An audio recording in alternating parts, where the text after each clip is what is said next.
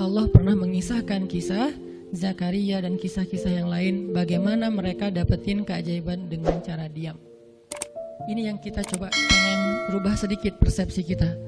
Nggak selalu bela diri dengan ngomong, kadang kita bela diri itu dengan diam. Nggak selalu kita dapetin keajaiban itu dengan hanya mengandalkan manusia, tapi justru kita dapetin keajaiban saat kita mengandalkan Allah Subhanahu wa Ta'ala. Itu tuh dahsyat. Yang kedua, sekarang setelah Nabi Zakaria dapat keajaiban anak yang soleh banget, sampai Allah kisahkan di ayat 13 gimana solehnya dia, 14, 15 dan seterusnya. Sekarang kita baca kisah kedua, yaitu kisah Sayyidah Maryam, yaitu ada di ayat 26. Petikannya ada di, cuplikannya ada di ayat 26. Kalau kisah Maryam mah dimulai dari ayat 16 ya. Tapi yang masalah diam itu ada di ayat 26, 27, 28 dan 29. Dan maka makan dan minumlah dan bersenang hatilah engkau wahai Maryam, dan jika engkau bertemu dengan seseorang, katakanlah sesungguhnya saya telah berazam untuk berpuasa pada hari ini dan saya tidak akan berbicara dengan manusia pada hari ini. Lalu Maryam pun datang kepada kaumnya sambil menggendong bayinya. Kaumnya berkata, wahai Maryam, engkau datang kepada kami dengan membawa, kalau bahasa kita tuh pembawa apa istilahnya, sial, apa ya, dengan membawa keburukan. Jadi kayak dianggap pembawa kesialan. Wahai saudari Harun, sesungguhnya ayahmu bukanlah seorang yang nista ataupun pendosa, dan begitu juga dengan ibumu bukanlah perempuan yang hina. Lalu Maryam memberi isyarat, fa'asyarat ilaih, memberi isyarat dengan menunjuk ke arah bayinya. Lalu mereka berkata, bagaimana kami akan berbicara dengan seorang bayi yang masih digendong oleh ibunya, maksudnya masih terlalu kecil.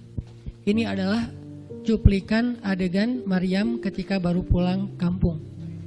Jadi ceritanya di ayat sebelumnya, ketika kandungan Maryam semakin besar dan nggak bisa disembunyikan dari penglihatan manusia, Maryam pun pergi menjauh ke sebuah tempat yang tidak ada siapa-siapa.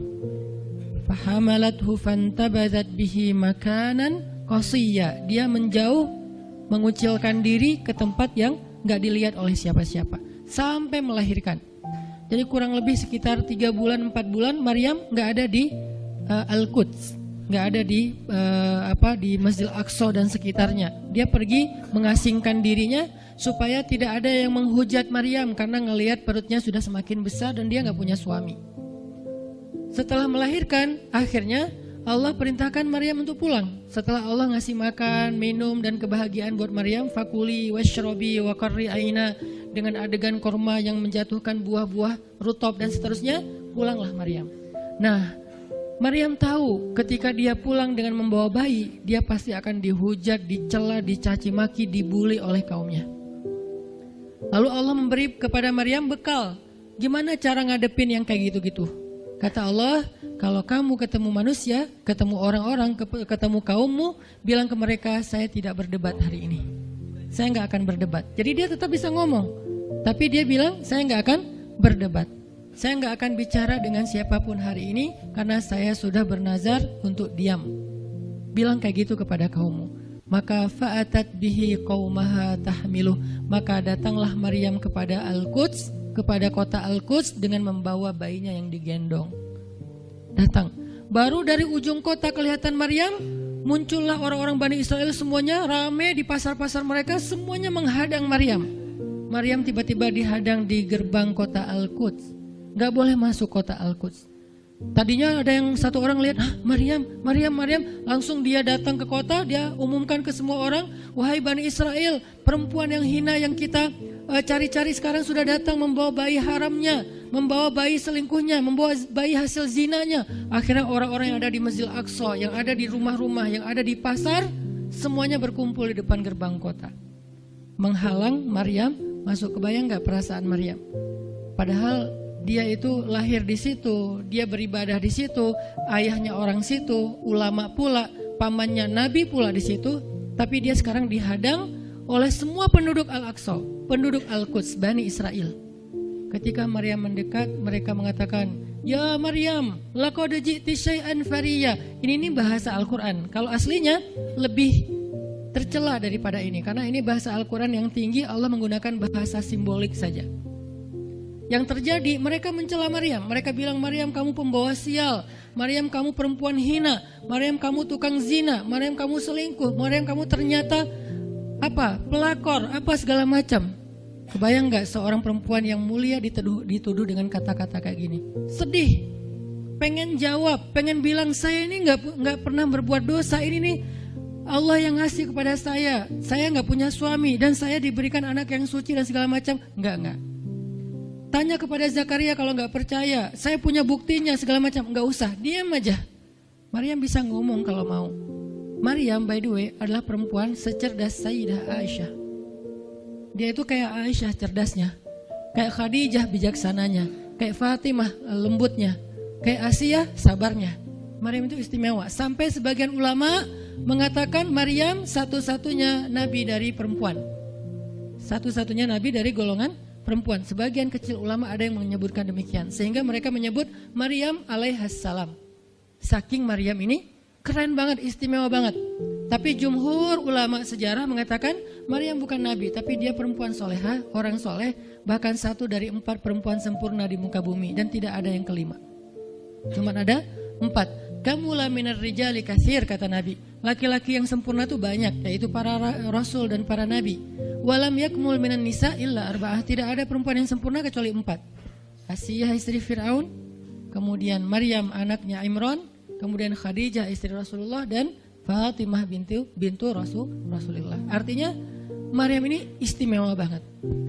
Dia kalau mau argumen, dalilnya lebih banyak daripada para rabi-rabi Yahudi yang ada di situ. Karena ketika Maryam dulu berkhidmat di Masjid Aqsa, Maryam itu nggak belajar seperti yang lain-lain. Karena kan dulu orang Bani Israel itu paling anti sama cewek ya. Buat mereka perempuan itu kasta kedua. Seolah-olah perempuan itu nggak punya hak yang sama dengan laki-laki. Laki-laki punya hak belajar di Masjid Aqsa, perempuan nggak boleh. Ini kesenjangan gender di masa Bani Israel dulu. Jadi kalau ada yang mau nuduh Islam sebagai tidak memperhatikan masalah gender, dia harusnya baca sejarah. Justru Islam, Al-Quran, Taurat, Injil mengangkat perempuan untuk setara dengan laki-laki. Awalnya perempuan itu hina di masyarakat Bani Israel, dianggap pembawa sial. Sampai masyarakat jahiliyah sebelum Islam datang, apa yang terjadi dengan bayi perempuan?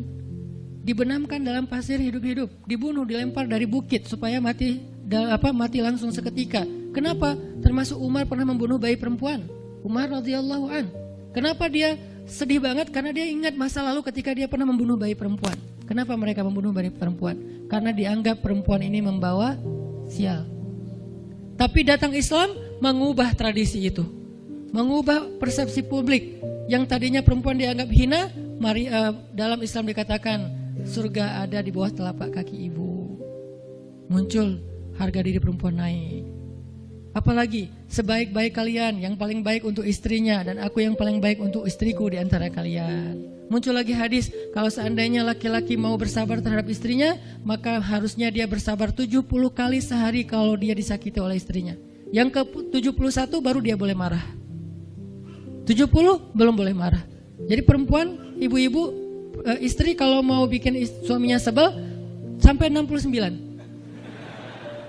atau 70 boleh lah. Tapi yang ke-71, nah ini udah layak dimarahin.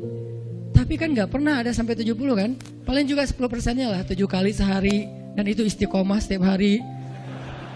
Hari ini kok kamu gini lagi sih, kemarin udah beda hari. Jadi beda hitungannya, 0 lagi mulai dari awal. Tapi nanti ada hadis penyeimbang. Nabi itu kan bijaksana banget. Yang diajarin bukan cewek doang, cowok juga diajarin. Ketika hadisnya supaya memuliakan perempuan ada, nanti ada lagi hadis laki-laki. Seandainya seorang perempuan menjilat luka dan darah dan nanah di tubuh suaminya, itu belum bisa membayar satu saja kebaikan suami kepada dia. Jadi menjilat lukanya aja belum bisa bayar kebaikan, terus ngapain marah-marah coba. Sehingga dua-duanya ada nasihat untuk suami. Kalau istrinya lagi ngambek, namanya juga lagi sedih, ya udah kamu sabar aja 70 kali. Untuk istri, jangan ngambek. Karena kalau kalian berbuat baik aja belum bisa bayar kebaikan mereka. Terus gimana dong Ustadz? Ya udah, sekarang solusinya adalah sama-sama mengambil sisi baiknya. Kayak gitu nasihat Nabi. Makanya saya agak kurang setuju kalau khutbah Jumat itu memakai hadis menjilat darah dan nanah. Karena yang dengar suami. Wah bener nih khutbah Jumat, saya senang banget khutbah Jumat hari ini. Pulang-pulang, mah tadi khutbah Jumat keren banget. Nih mah, saya kebenaran aku catat. Nih mah, gak bisa. Kalau khutbah Jumat, pakailah hadis sabar 70 kali. Menasihati suami. Kalau majelis taklimnya ibu-ibu, masalah tadi, seandainya saya boleh menyuruh manusia sujud kepada manusia, saya suruh sujud istri kepada suami. Masing-masing ada hadisnya, jangan disilang. Ini gak bijak dalam ceramah, karena harusnya memberi nasihat yang bisa memperbaiki, bukan menambah tuntutan baru. Wah benar nih, kalau suami saya dengar, untung harusnya suami saya datang. Ustadz boleh nggak acara selamatan di rumah saya nanti temanya ini gitu. Kalau perlu ngundang Ustadz yang dia kenal, request dulu untuk ngemojokin pasangan, ini nggak bijak. Balik lagi ke cerita tadi, Maryam tuh pinter banget, cerdas banget. Dari kecil dia udah hafal Taurat. Ibarat anak sekarang hafal Quran. Dan lebih sulit ngafal Taurat daripada Quran. Kenapa? Karena bahasa Al-Quran itu sastra banget. Jadi ngafalnya itu kayak ngafal syair. Itu aja udah susah kan? Kebayang gak ngafal Taurat? Lebih sulit lagi tuh. Dan Maryam dari usia di bawah 5 tahun udah khatam Taurat. Udah tahu tafsir Taurat. Usia 7 tahun. Bahkan saking keren dan pinternya Maryam, kadang-kadang ketika Maryam ngobrolin tentang Taurat sama Zakaria, itu Zakaria sampai geleng-geleng kepala. Maryam, gitu maksudnya? Sampai nanya ke Maryam. Gitu om maksudnya. Maryam ngomongnya ke Zakaria udah kayak ngajar gitu. Saking pinternya Maryam. Jadi hadis-hadis Zakaria Maryam hafal. Kan para anbiya tuh punya hadis kan. Hadis Zakaria dihafal oleh Maryam. Tauratnya Musa dihafal oleh Maryam. Kebijaksanaan para nabi dihafal oleh Maryam. Dia dari usia 10 tahun itu udah jadi ulama besar Maryam. Artinya kalau misalnya orang mau berargumen dengan Maryam, dia punya banyak bahan. Dia punya banyak narasi. Dia lagian Maryam itu pintar ngomong. Tapi Maryam diam. Jadi kalau kita ngerasa pintar ngomong, pintar komen, pintar apa, tetap aja kita punya alasan harusnya kita diam. Karena Maryam yang lebih daripada kita ternyata juga diam. Akhirnya Maryam diam. Dikatakan ya ukhta Harun. Diingatkan lagi dengan kemuliaan keluarga Imran. Ya ukhta Harun ma'akana abuki imra'asau wa ma kanat ummuki baghiya. Ayah kamu itu Imran loh Maryam, kamu enggak malu punya bayi di luar pernikahan sementara keluarga kalian itu keluarga baik-baik. Apa kamu tega menyakiti ayahmu, mencoreng nama besar dan nama baik keluarga besarmu dan seterusnya. Maryam makin luar biasa panas banget, sedih banget. Dan Maryam itu yang lebih berat lagi teman-teman. Mungkin kalau kita digituin agak kebal ya. Terutama cowok lah. Cowok kalau digituin agak kebal karena emang kurang berperasaan sih kalau cowok ya. Coba lihat dari angle cewek. Cewek itu lebih peka loh dari kita. Kita mah mungkin lebih mudah lah diam. Diomelin, diam aja. Karena kita kan orangnya agak santuy gitu kan. Kalau cewek itu gak bisa gitu. Makanya lihat angle ini dari angle cewek. Kalau tadi Zakaria, sekarang Maryam. Dan Maryam lebih peka daripada semua cewek yang ada di muka bumi. Lebih perasa lagi daripada perempuan yang ada di muka bumi. Sangat-sangat pemalu. Saking pemalunya, ketemu cowok keren, ta'awuz coba. Cewek itu perasaannya lebih dalam daripada kita. Jadi kalau misalnya cewek-cewek, Maryam tuh gak punya, ketemu cowok keren aja dia ta'awuz. Siapa cowok keren yang ditemui Maryam? Jibril. Gabriel loh yang ditemuin. Dan waktu itu Jibril menjelma. Apa? Fatamassalaha basyaran sawiyya. Jibril menjelma sebagai basyaran sawiyya. Allah yang ngomong tuh, cowok keren. Allah yang bilang keren. Kalau kita merasa udah paling keren, menurut Allah biasa-biasa aja. Karena Allah pernah menciptakan Yusuf, Allah pernah menciptakan Muhammad, Allah pernah menciptakan Yahya. Kita merasa paling keren, Allah pernah menciptakan Sarah, perempuan paling keren juga, Aisyah, Fatimah. Jadi buat kita kayak udah kegeeran paling keren se-Bandung gitu kan ya. Menurut Allah mah biasa. Kalau Jibril, Allah sendiri yang bilang dia tuh emang keren. Jibril emang bukan malaikat, tapi kalau ketemu manusia, kecuali para nabi, Jibril itu menjelma sebagai manusia. Supaya tidak terlihat wujud aslinya. Karena gak kuat orang ngelihat wujud aslinya Jibril. Nabi Muhammad aja pertama ngelihat Jibril dengan wujud aslinya pas di Gua Hira itu lari tuh. Takut. Saking ngerinya Jibril tuh. Jangankan manusia, malaikat aja segan sama Jibril. Jibril lewat, malaikat gak berani malaikat. Kenapa saya bilang kok disegani? Allah yang bilang di Al-Quran, dia itu malaikat yang disegani. Dzu mirratin. Dzu mirrah kalau bahasa kita, malaikat yang sangat berwibawa. Sehingga di antara malaikat aja gak ada yang sembarangan bicara sama Jibril. Mau bicara sama Jibril kayak, aduh segan malu gitu malaikat. Cuman gak pakai itu mah Sunda ya. Pokoknya malaikat mah gak berani ngomong sama Jibril saking segannya. Kenapa? Gagah banget wujud aslinya. Ketika dia membentangkan sayapnya, itu sayap menutupi timur dan barat. Jadi matahari, bulan, bintang udah gak kelihatan. Yang kelihatan cuma Jibril dengan keagungannya. Itu belum Allah ya, baru ciptaan Allah. Jibril, salah satu makhluk Allah yang paling agung. Sehingga saking kerennya Jibril, Allah gak menyebutnya dengan nama malaikat. Padahal golongannya malaikat, tapi Allah menyebutnya dengan Ruhul Quds, Roh Kudus, yaitu Jibril. Nah ketika ketemu dengan Maryam, Jibril bermisal itu menjelma sebagai basyaran sawiyah, cowok keren banget. Saking kerennya Jibril, Umar aja terkesima ngeliat Jibril. Pernah Jibril datang ngajarin iman, Islam, ihsan kepada Nabi Muhammad, dan Umar ngeliat Jibril terkesima, gak bisa ngomong, diam aja, benar-benar speechless banget nih Umar. Jibril udah pulang, baru Nabi nanya, Umar tahu gak itu siapa? Hah, apa Rasul? Gitu, saking masih kayak terkesima. Apa Rasul? Tahu nggak barusan siapa? Siapa ya Rasulullah? Saya nggak kenal orang itu, kok keren banget. Kata Rasul, itulah Jibril. Masya Allah itu Jibril. Ya Alhamdulillah bisa ngeliat Jibril langsung. Tahu gitu tadi, gitu ya. Kalau bahasa kita mah udah langsung pengen foto-foto kan sama Jibril. Kebayang nggak cowok sekarang lihat Jibril? Baru lihat apa artis Korea aja kita udah kayak gimana kan, BTS atau apa, udah segala macam, udah guling-guling, udah gigit jari. Baru BTS doang. Kadang-kadang nggak ngeliat BTS langsung, cuma lihat di TV doang udah aku nggak bisa gini, aku nggak bisa gitu kan ya. Belum ketemu Jibril loh. Jadi nggak ada lah artis sekeren Jibril. Baru Yusuf aja udah pada ngiris tangan, belum malaikat. Sampai ketika cewek-cewek ketemu Yusuf, mereka bilang apa? Ini bukan manusia, ini malaikat. Jadi gantengnya Yusuf tuh bukan ganteng-ganteng apa? Itulah.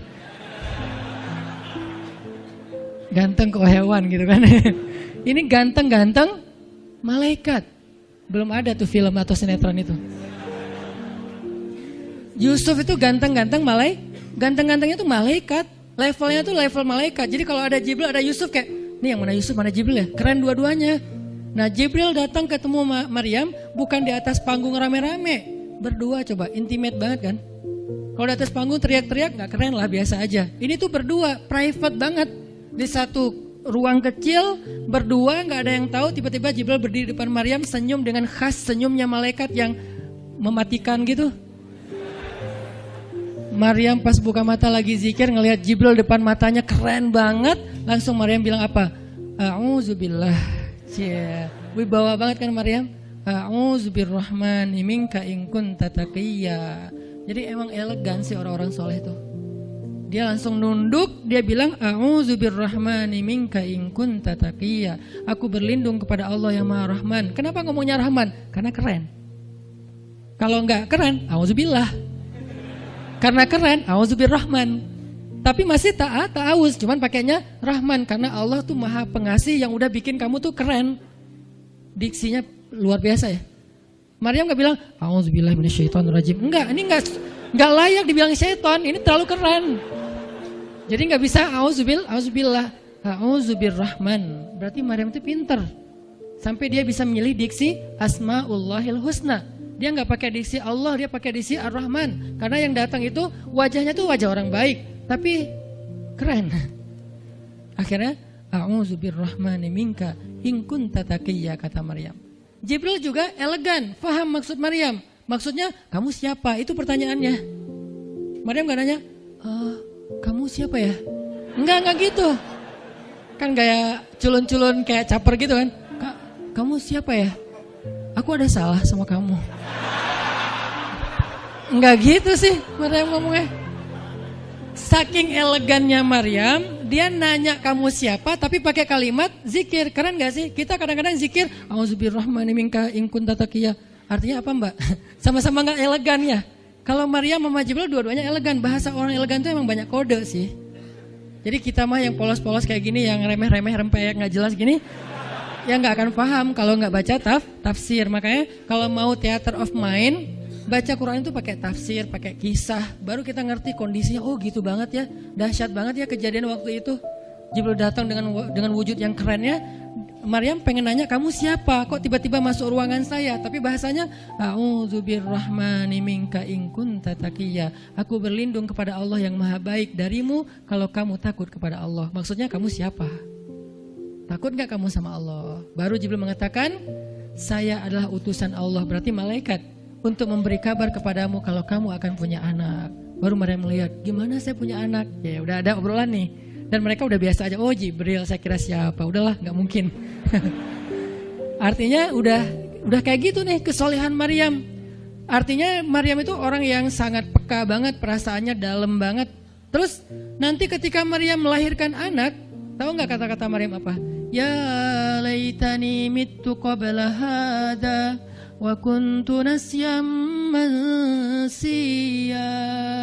Saat Maryam merasakan sakitnya kontraksi, mau melahirkan Isa, Maryam itu sambil kontraksi sambil bilang, ya laitani mittu qabla hadza wa kuntu nasyan mansiya. Aduhai seandainya saya mati aja sebelum kejadian ini dan saya dilupakan oleh manusia seolah-olah saya tidak pernah ada. Kenapa Maryam ngomong kayak gini? Maryam ngebayangin betapa malunya dia nanti kalau harus membawa bayinya ketemu Bani Israel yang pada bawel. Bani Israel itu terkenal kaum yang paling bawel. Bawelnya banget. Kalau kita baca Al-Baqarah itu isinya kebawelan Bani Israel. Kata Nabi Musa, sembelihlah Al-Baqarah. Al-Baqarah itu kan banyak, yang warna apa?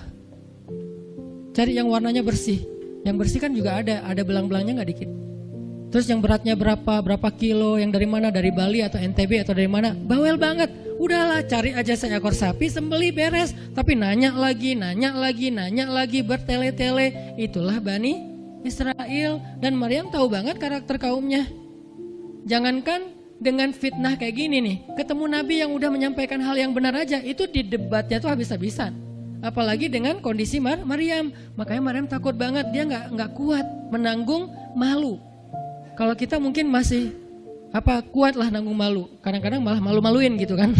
Kalau Maryam nggak kuat nanggung malu, berarti orang yang seperti ini harusnya kan berat banget untuk diam kan, nggak akan kuat diam, harusnya dia ngomong gitu, dia belain diri. Tapi Maryam itu sisi lainnya adalah perempuan yang mukminah, siddiqah, sangat yakin sama Allah. Allah suruh diam, ya udah diam. Gimana pun dihujat, diam. Kata Allah diam. Ya Allah, mereka bilang saya itu berzina, diam. Ya Allah bilang ini anak haram, ini anak saya nih, anak yang mulia, anak yang satu-satunya ketika lahir nggak disentuh setan di antara manusia loh. Satu-satunya manusia ketika lahir nggak disentuh setan. Nabi Muhammad setannya malah diislamkan. Beda, kerannya itu beda. Kalau Isa nggak disentuh setan. Kalau Nabi Muhammad setannya malah masuk Islam. Masing-masing punya keistimewaan lah. Tapi satu-satunya manusia yang lahir nggak disentuh setan cuman Isa. Kita semuanya pernah disentuh. Lahir langsung. Apa sih lo datang-datang ke dunia nambah-nambahin kerjaan gua gitu kan. Kita nih orang biasa. Jadi pas lahir tuh udah ada langsung setan bisik-bisik, yuwas wisufi sudurinas. Makanya disuruh azan kan. Karena kenapa? Biar nggak dibisikin sama setan. Dan kalau bisa suara azan kita harus lebih lembut daripada suara setan. Karena setan juga kayak nge-tricky gitu. Saya ibu kamu. Anak bayi dinina bobokan sama setan, hiduplah iblis gitu-gitu kan. Jadi kayak di dokter nama setan, iblis itu keren, iblis itu soleh, iblis itu baik, tapi pakai bahasa nasyid. Lagunya tuh kayak akustik gitu, lembut banget gitu kan. Makanya suara muazin kalau azanin anaknya yang lembut, jangan azan Allahu Akbar, asyhadu alla ilaha illallah. Dia malas ke masjid nanti kalau udah dewasa. Kenapa? Gue malas banget dengan suara ini nih. Salahnya siapa coba? Salah ayahnya. Belajar azan di Al-Latif sama Muzammil sama Teras Tahfiz. Biar azannya tuh kayak Allahu Akbar. Bayinya senyum-senyum. Ntar gue bisa lebih dari itu. Canda. Intinya adalah Maryam itu pemalu banget. Jadi dia bisa banget untuk ngebales. Tapi dia diam. Sampai akhirnya fa'asyarat ilaih. Dia memberi isyarat. Arti memberi isyarat, dia nunjuk ke arah Isa alaihissalam yang masih digendong. Kalau kalian mau ngomong aja sama bayinya. Allah yang nyuruh kayak gitu. Makin kayak marah dan makin menjadi-jadi orang Bani Israel ketika Maryam memberi isyarat nunjuk ke arah Isa. Mereka bilang, "Ya Maryam, kamu udah gila apa? Sekarang kamu nyuruh kami bicara dengan bayi yang masih dalam gendongan ibunya?" Benar, Maryam tuh ternyata udah stres gila. Dia gara-gara ditinggal sama selingkuhannya, sekarang dia jadi orang gila. Wah, luar biasa tuduhan kepada Maryam. Maryam diam aja, sedih, nahan air mata. Tapi bukan emotikon yang menggenang air mata di sini ya. Nahan aja air mata sampai kemudian Allah datangkan keajaiban, jadikan bayinya bicara. Qala, Isa bicara. Panjang lagi omongannya Isa. Ibuku ini baik, ibuku begini-begini, saya itu hamba Allah, saya itu anak yang suci, saya itu begini-begini, sampai beres. Baru mereka pada pulang karena mereka merasa terbantahkan semua tuduhan palsu mereka kepada Maryam.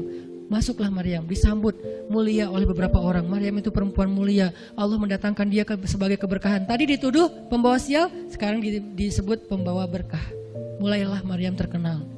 Isa dididik, kemana Isa pergi, anak-anak kecil segengnya Isa pengen jadi temannya Isa. Gue temannya Isa lo, gue temannya Isa lo. Gak lama kemudian Isa jadi temannya Yahya. Ketika dia udah bisa main sama Yahya, main berdua sama Yahya. Kemana-mana berdua, Yahya, Isa. Tapi usianya agak jauh berbeda. Ketika Yahya udah masuk SD, Isa barulah lahir. Jadi kayak agak sekitar 7-10 tahun lah kurang lebih mereka jarak usianya. Tapi pas Isa udah remaja, mereka udah nyambung ngobrol. Nah, kelebihan masing-masing, kalau Yahya ini penghafal kitab Taurat, datang Isa, Yahya menghafal kitab Injil. Yahya Nabi, Isa Rasul, satu level di atas Nabi. Kalau Nabi mengikuti ajaran Rasul sebelumnya, kalau Rasul membawa ajaran baru. Jadi sebelum Isa lahir, Yahya mengikuti ajaran Musa dengan kitab Tauratnya. Setelah Isa lahir, Yahya mengikuti ajaran Isa dengan kitab Injilnya. Jadi bisa dibilang Nabi yang mengikuti dua ajaran Rasul, Yahya alaihissalam. Dia menghafal dua kitab suci sekaligus, Taurat dan Injil. Perempuan, Maryam radhiyallahu anha. Dia menghafal kitab Taurat dan Injil dari anaknya sendiri. Inilah kisah Maryam yang mendapatkan keajaiban dengan cara diam. Terakhir, kisah Nabi Muhammad SAW ketika beliau bahasa lebih tepatnya dalam tanda petik ya, biar nggak bisa disalahin, kayak didiemin lah sama istri-istri beliau, gara-gara istri-istrinya ngambek. Di dalam surat At-Tahrim, surat 66, coba kita buka, surat 66. Ini juga kalau teman-teman baca kisah surat ini tuh luar biasa ya. Kita kayak baca novel atau kayak nonton film. Keren banget. Saya memang senang banget dengan sirah Nabi dan para anbiya. Dan terutama kalau sirah ini berbentuk storytelling, bukan data sejarah ya. Karena membaca data sejarah itu emang agak-agak liar sih. Tapi kalau storytelling kan kita adegan ya. Wah seru ya. Itu lebih keren daripada Disney, Marvel, Endgame, satu apalah. Lebih seru baca sirah kalau kita paham. Surat 66 ayat 4. Ayat 5. Ayat 5. Itu tuh ceritanya, saya langsung ke ceritanya aja. Ceritanya kan waktu itu Nabi itu punya kebiasaan kalau habis asar sampai maghrib, Nabi ngapain pertanyaannya? Apa sih yang dilakuin Nabi antara asar dengan maghrib? Ternyata kebiasaan Nabi di hari Jumat antara asar, bukan hari Jumat, di hari-hari biasa antara asar dengan maghrib itu adalah keliling ke rumah-rumah istrinya. Antara asar dengan maghrib itu waktu family time lah, keliling antara rumah-rumah istrinya. Kalau nggak habis dalam satu hari, besok dilanjutin. Nah hari itu Nabi datang ke rumah Maria yang dari Mesir itu, istri beliau yang dari Mesir, Maria Kiptiyah. Dan lama di rumah Maria, nggak pindah-pindah gitu. Sementara Hafsah sama Aisyah udah nungguin Nabi di rumahnya Aisyah berdua. Karena emang Hafsah sama Aisyah ini kan ngegeng banget ya berdua ya, kayak soulmate banget lah. Walaupun sama-sama istri Nabi, tapi mereka kayak fair berdua tuh nggak ada masalah. Kalau yang dengan yang lain mereka cemburu. Nungguin di rumah Aisyah. Hafsah, Nabi di rumah siapa sih sekarang? Kata Hafsah, di rumah Maria. Kok lama banget sih di rumah Maria, dikasih makan apa sih? Gak tahu tuh, dari tadi kita tungguin gak datang-datang. Kan sesama cewek nih ngobrol. Lama gak datang-datang, menjelang maghrib Nabi baru datang. Aisyah udah agak bete nih, lama banget sih giliran di Maria aja datang lama, di rumah saya lama gak datang-datang. Begitu Nabi datang, Nabi datang. Dia aja Aisyah sama Hafsah. Assalamualaikum. Waalaikumsalam. Kayak ngambek gitu kan. Kata Nabi, Aisyah kenapa? Hafsah kalian kenapa? Kata Aisyah, ya iyalah sedih. Kok di rumah mereka lama banget dikasih makan apa sih, enak ya? Kata Aisyah. Enggak makan apa-apa, cuma minum madu. Oh, kata Hafsah, pantesan kok bau mulutnya nggak enak. Pasti madunya nggak benar tuh di sana tuh. Iya, nggak benar, jangan minum madu lagi, kata Aisyah. Kata Nabi, ya udah, mulai sekarang saya nggak akan minum madu lagi.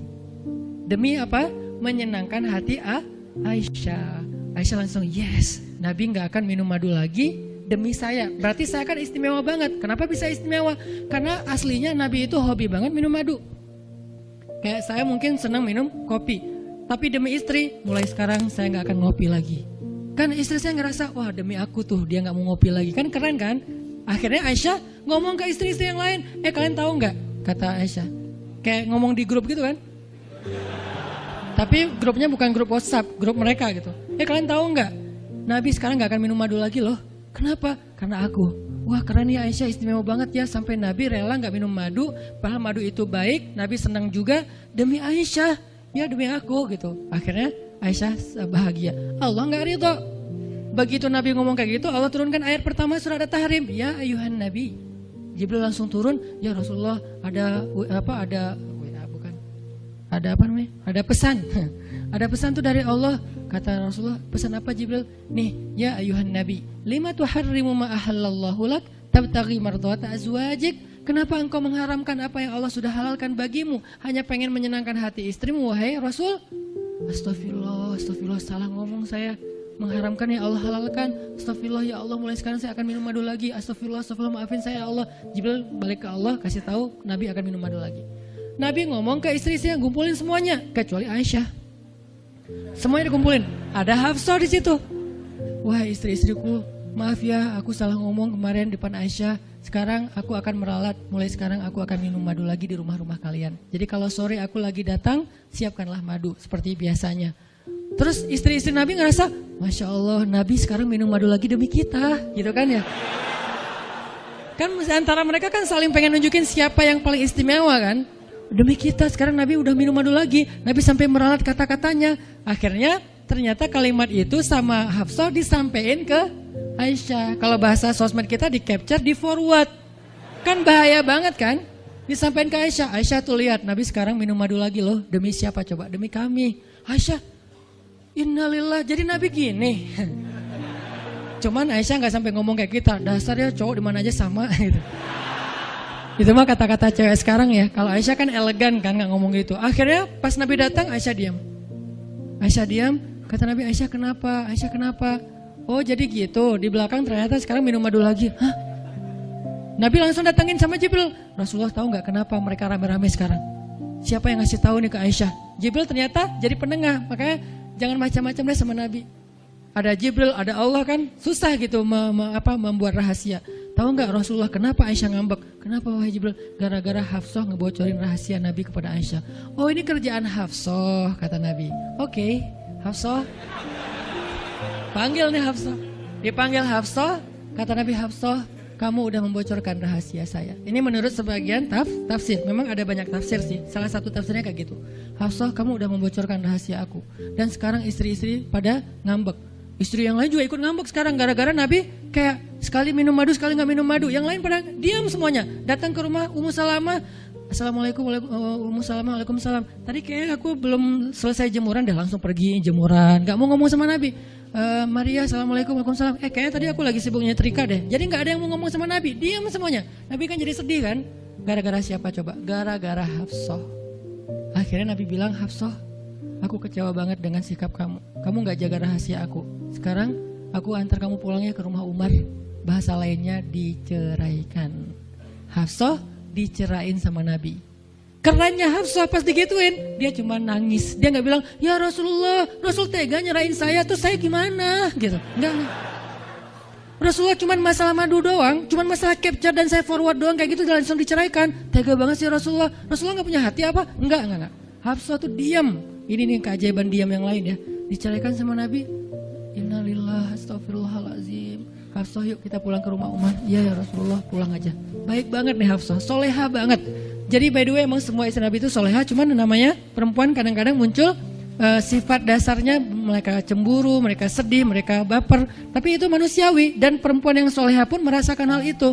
Hafsah pulang ke rumah Umar. Assalamualaikum, waalaikumsalam, dibuka sama Umar. Ya Rasulullah, Hafsah langsung masuk ke kamarnya. Ya Rasulullah, anak saya bikin salah apa? Pasti dia nyakitin Rasulullah ya. Maaf ya Rasulullah. Langsung Umar marah-marah. Hafsah, kamu ngapain sama Rasulullah? Hafsah diam aja, dimarahin habis-habisan sama Umar. Umar tahu sendiri, sayang banget kan sama Nabi. Ketika ada masalah antara Nabi dengan anaknya, pasti yang dimarahin anaknya, bukan Nabi. Nabi pulang, Hafsah diomelin sama Umar, diam aja, nggak ngomong apa-apa, diam.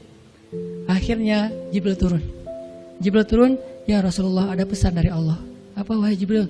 Di surat At-Tolak, surat putus. Kan At-Tolak itu artinya diputusin. Bahasa ini pesantrennya dicerai. Turun surat At-Tolak.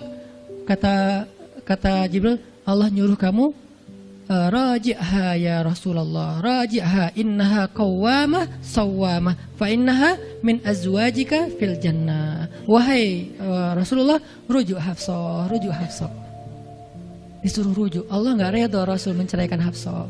Tahu nggak kenapa Allah begitu membela Hafsah ketika Hafsah ada masalah dengan Rasul? Salah satunya karena Hafsah diam.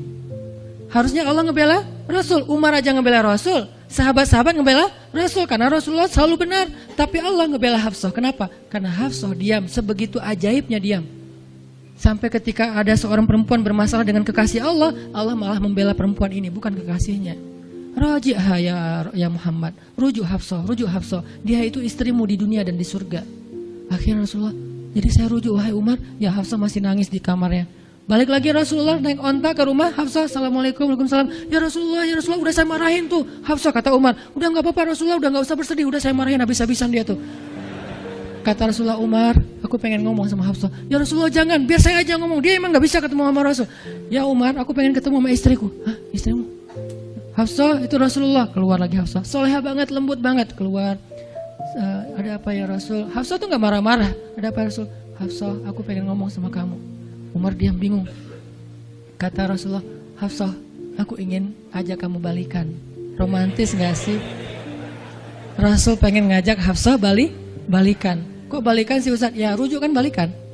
Rujuk artinya kembali ya balikan. Hafsah balikan yuk. Umar bingung, hah balikan? Hafsah, Allah yang nyuruh aku untuk merujuk kamu. Umar makin bingung, Hafsah kamu keren banget. Sampai Allah belain kamu gitu. Kata Nabi, Hafsah, Allah turunkan ayat khusus tentang kamu di surat ini. Umar makin bingung, sampai turun ayat, Masya Allah, anakku ini subhanallah, Masya Allah gitu kan ya. Akhirnya, ya Rasulullah, Allah sampai turunkan ayat tentang masalah ini. Alhamdulillah, Hafsah sujud syukur, Hafsah nangis, Hafsah langsung meluk Rasul. Umar, aduh gimana nih? Udah beres gitu, Hafsah dibawa pulang sama Rasul, boncengan berdua. Hafsah boncengan sama Rasul. Naiklah mereka, mobil mereka yang bermerek onta itu. Gimana cara pulangnya? Di depan rumah Umar, Rasulullah langsung berlutut, langsung ngasih tangan buat Hafsah. Hafsah megang tangan Nabi, injak lutut Nabi, naik ke atas onta. Itu tuh romantis banget. Lalu Rasulullah bonceng Hafsah. Tadi kan cerita Hafsah dicerai sama Nabi itu kan heboh di grupnya istri-istri Nabi kan. Hafsah dicerai loh, Hafsah dicerai loh. Jangan-jangan kita juga dicerai. Soalnya Nabi udah gak mau ngomong sama kita. Astagfirullah. Jadi grup Nabi, istri-istri Nabi itu pada khawatir kalau mereka juga sama nasibnya dengan Hafsah, pada bingung. Tapi tiba-tiba mereka ngelihat Hafsah pulang ke rumahnya dibonceng Nabi. Itu tuh langsung trending loh. Istri-istri Nabi, tahu nggak tuh Hafsah dirujuk sama Nabi sampai turun ayat di surat At-Talaq. Oh gitu. Wah Hafsah keren banget ya. Wah istri-istri Nabi pada cemburu pada Hafsah. Diturunkan Hafsah, yang lain pada ngintip Hafsah. Sampai masuk ke rumahnya, Nabi beres di rumah Hafsah, keluar masuk ke masjid, dia aja di masjid. Istri yang lain Nabi nggak mau ngomong. Aisyah, Ummu Salamah, Saudah, Maria, Sofia, siapa lagi? Yang Zainab bintu Jahsy, semuanya Nabi diamin, nggak mau diajak ngomong. Datang satu-satu, ya Rasulullah mau dibuatin minum apa?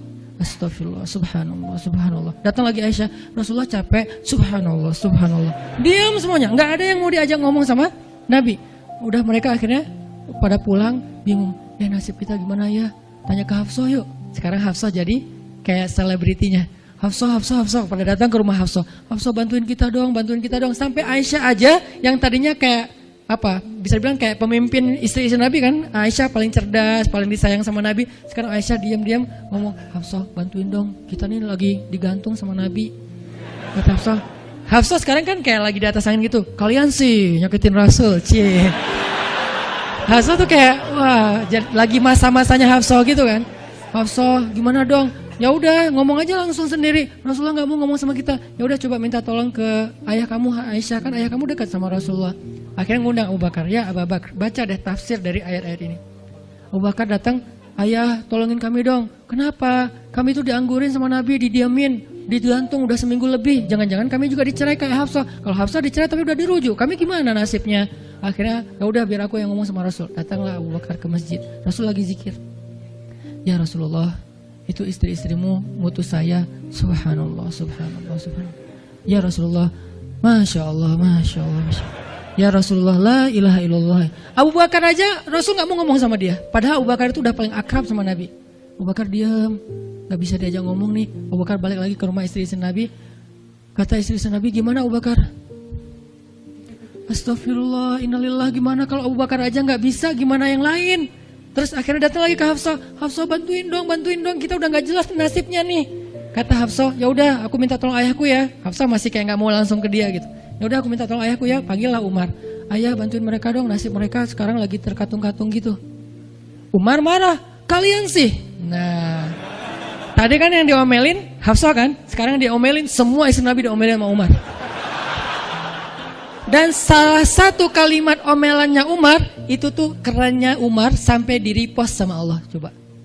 Ada nggak manusia yang kata-katanya di-repost Allah? Nggak ada, cuman Umar. 2 kali kata-kata Umar di-repost oleh Allah. Arti di-repost apa? Ditayang ulang di Al-Quran. Kan repost itu berarti tayang ulang kan? Di-capture, langsung di-copy, paste, langsung ditayangin. Itu tuh kata-kata cuman Umar yang pernah digituin sama Allah. Kata-kata Umar apa? Ayat ke-5. Kata Umar, kalau kalian nggak minta maaf sama Nabi, Allah bisa aja mentalak kalian, menceraikan kalian dari Nabi, lalu menggantikan untuk Nabi istri yang lebih solehah, lebih hafizah, lebih bertaubat, lebih baik, lebih cantik, lebih perawan daripada kalian. Itu tuh kata Umar yang ada di ayat ke-5. Jadi bisa dibilang ayat ke-5 adalah ayat repostnya kata-kata Umar. Saking kerennya Umar. Sampai Nabi pernah bilang, kalau ada Nabi setelah aku, Umar lah orangnya, cuman nggak ada Nabi setelah aku. Jadi kalau ada orang yang benci sama Umar, saya heran, dia baca sirah apa? Karena Umar itu keren banget, Abu Bakar itu keren banget. Kalau kita baca sirah mereka dahsyat tuh. Dan kalau ada yang bilang Umar sama Ali itu nggak akur, aneh juga. Karena Ali memberi nama anaknya, yang pertama Abu Bakar, yang kedua Umar, yang ketiga Utsman. Ketika ditanya sama Umar, ya Abul Hasan, kamu memberi nama mereka dengan nama-nama kami, kenapa? Kata Ali, aku berharap mereka jadi orang soleh seperti kalian. Terus gimana caranya? Ali ngasih nama Umar sementara dia benci sama Umar, nggak mungkin dia benci. Masa ngasih nama orang yang dibenci kan? Dek namanya siapa? Namrud. Kok Namrud sih? Kan ayah saya benci banget sama Namrud. Datang lagi, dek namanya siapa? Iblis. Kok iblis sih gitu kan ya? Nggak mungkin lah. Ngasih nama anak pasti karena sayang. Kayak saya ngasih nama Aisyah, Maryam, Mutia, Yahya, Ertugrul itu karena memang saya ngefans dan ngidolain banget dengan nama-nama ini. Yahya, Ayyash, 3 tokoh di situ.